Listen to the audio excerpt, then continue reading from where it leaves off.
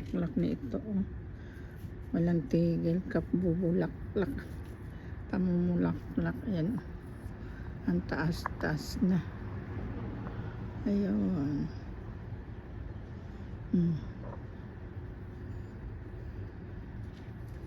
Aabutan niya na yung palm tree. Ayan. Uy. Ayan. Ayan.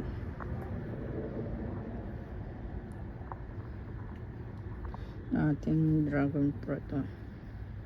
Lapit na rin mamulaklak yan.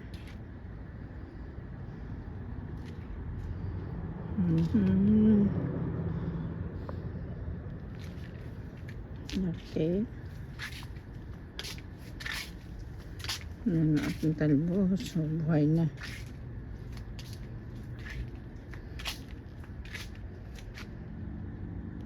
Ayan yung mga kamatis. Oh.